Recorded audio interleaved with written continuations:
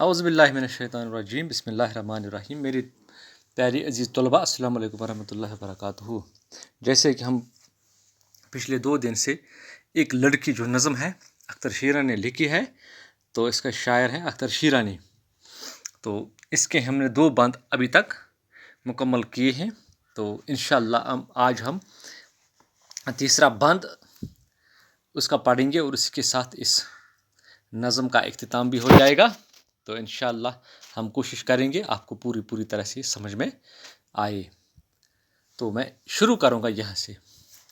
جہاں نہروں میں بہتا پانی موتی سا جھلکتا ہو، جہاں نہروں میں بہتا پانی موتی سا جھلکتا ہو، جہاں چاروں طرف گلزار میں سبزہ لہکتا ہو، جہاں پھولوں کی خوشبوؤں سے بن کا بن مہکتا ہو، وہاں میں ہوں، میری ہم جولیاں ہوں اور جھولا ہو۔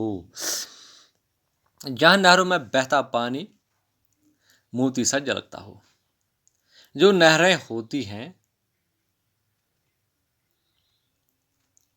تو اس میں جب بہتا پانی اپنی چھال مارتا ہے تو وہاں اس پانی کا رنگ آٹومیٹیکلی موتی جیسا دکھتا ہے۔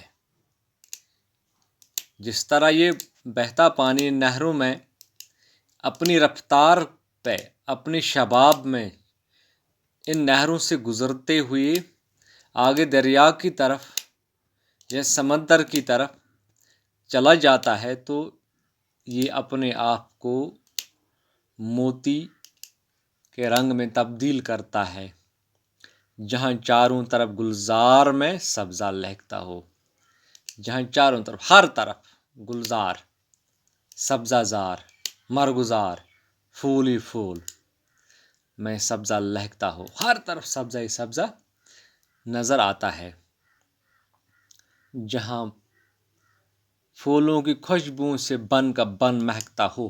بن ہو گیا جنگل، پھولوں کی خوشبو سے، پھول کی خوشبو جو ہوتی ہے، اس کو ایک پہاڑ سے، دنیا کے اونچے پہاڑ سے دنیا کے دوسرے اونچے پہاڑ تک کوئی نہیں روک سکتا ہے۔